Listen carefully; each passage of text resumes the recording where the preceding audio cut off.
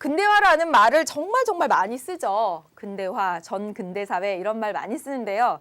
근대화를 쉽게 얘기하면 뭐냐면 전통사회와 대비되는 근대사회, 즉 농경사회와 대비되는 공업사회, 공업사회로 이행한 그 이후부터를 근대화되었다 이렇게 말합니다. 아주 좁은 의미로 하면 그래요. 농업사회와 공업사회. 그래서 공업사회로 이행하면서 근대화되었다라는 말을 쓴다는 거죠. 그런데 이거는 굉장히 좁은 의미로 설명을 하는 것이고 우리가 보통 근대, 전근대를 이야기할 때는 어떻게 하냐면 넓은 의미로 정치, 경제, 사회 문화적 측면에서의 다음과 같은 변화들이 나타났을 때 근대화되었다라고 얘기를 합니다. 그러면 정치적으로는 어떤 변화가 나타났을 때 근대화되었다라고 얘기를 하냐면 역사적으로 보면 언제 이후냐면 시민혁명 이후입니다.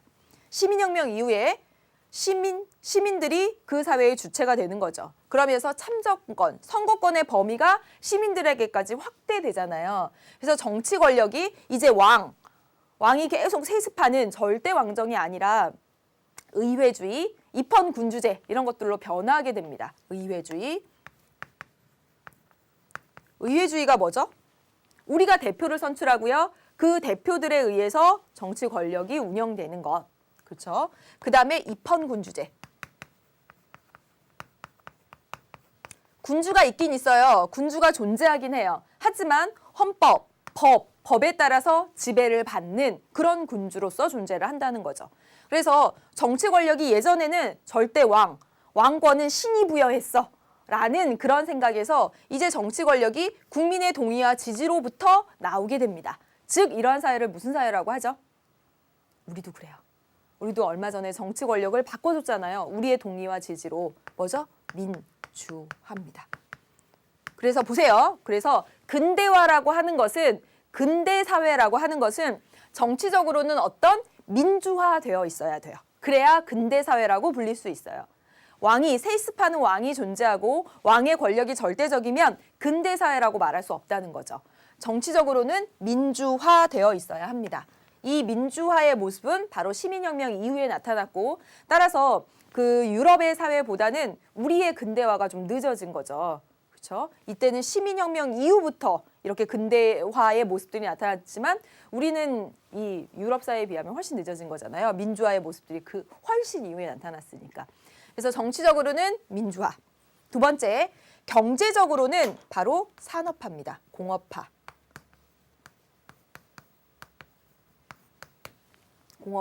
도시화가 나타났을 때 도시화가 나타났을 때 근대화되었다라고 얘기합니다. 우리가 위에서 봤을 때 좁은 의미로는 농경사회와 대비되는 공업사회로 이행하면 근대화되게 되었다 이렇게 얘기를 하기도 하는데 보다 넓게는 정치적으로는 민주화되어야 하고 경제적으로 바로 공업화, 도시화되어야 하는데 이것이 바로 유럽을 기준으로 보면 가장 먼저 근대화를 이룬 유럽을 기준으로 보면 유럽의 산업혁명 이후라는 거죠. 그래서 산업혁명 이후에 공장제 기계공업. 그전에 어땠죠? 가내수공업. 다음 시간에 또 다시 자세히 하겠지만 가내수공업. 아주 소규모였죠. 그리고 소량 생산하고 그리고 소량 생산하게 되죠. 소품종 소량 생산하게 되는데 이 공장제 기계공업이 되면서 대량 생산 체제가 되고 그리고 대량 소비하게 되고 그리고 그 생산 시설이 모이는 곳에 도시가 생기게 되고요. 그래서 공업화, 도시화되게 되면서 근대사회가 열렸다. 어느 측면에서? 경제적인 측면에서 그렇게 본다는 것이죠. 그 다음에 사회적인 측면에서는요. 바로 계몽사상입니다. 계몽사상이 무엇이냐면 이 개자가 뭐냐면요. 열다입니다. 열 개자입니다. 열어라 이겁니다. 몽은 뭐냐면 비몽사몽하다 할 때 그 몽자입니다. 어두울 몽자예요. 어두움을 열어라. 다시 말하면 이게 바로 깨우침 사상이에요.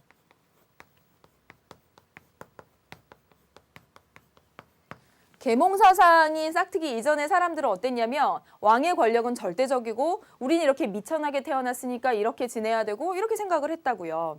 하지만 인간은 그런 존재가 아니죠. 인간은 이성을 가지고 있고 똑똑하고 판단력이 있고 뭐가 선한지 뭐가 악한지를 판단할 수 있는 그런 존재라고요. 그래서 이 계몽사상가들이 막 이제 대중들을 상대로 한 거예요. 깨우쳐.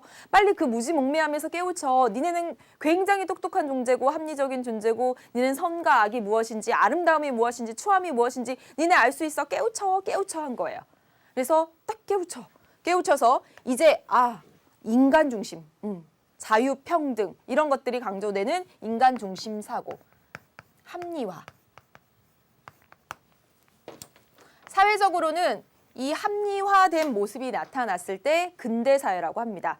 근대사회 이전에는 어떤 모습이 나타났냐면요. 우리나라에서도 있었죠. 뭐가 있었냐면 예를 들어서 열려문이라고 있었습니다. 열려문이 뭔지 아세요? 남편이 죽으면 아내가 뒤따라 죽는 겁니다. 그럼 이 아내를 찬양해서 열려문을 세워주는 거예요. 여러분 지금 기준으로 보면 그게 칭송받고 칭찬받고 할 일인가요? 아니죠. 절대 아닙니다. 이런 것들은 합리적인 태도가 아니에요. 예. 합리화라고 하는 것은 과학적인 근거 이런 것들을 가지고 이성적인 판단을 가지고 생각하게 되는 거죠. 인간 중심 생각을 인간 중심적인 사고를 가지고 그래서 합리화된 미신 이런 것들을 믿지 않고 합리화된 생각이 사회의 주류를 이루었을 때 근대 사회다라고 이야기를 한다는 거죠. 그래서 근대 사회의 정의 다시 한번 살펴볼게요. 아주 좁은 의미로 얘기하면 농업사회와 대비되는 공업사회를 근대사회다라고 얘기를 합니다. 그러나 넓은 의미로 얘기하면 정치적이고 경제적이고 사회적으로 다음과 같은 모습들이 나타났을 때 근대사회라고 얘기합니다. 그래서 유럽에서는 시민혁명 이후에 민주화된 모습이 나타났을 때 그리고 산업혁명 이후에 공업화 도시화의 모습이 나타났을 때 그리고 계몽사상이 퍼지면서 인간 중심의 사고, 합리화 이런 모습들이 나타났을 때 근대사회다라고 이야기를 한다는 것이죠. 그래서 유럽에서 근대사회가 먼저 열렸고 우리는 좀 그 뒤늦게 이렇게 됐죠. 여기까지 근대화, 근대사회의 의미를 살펴보았습니다.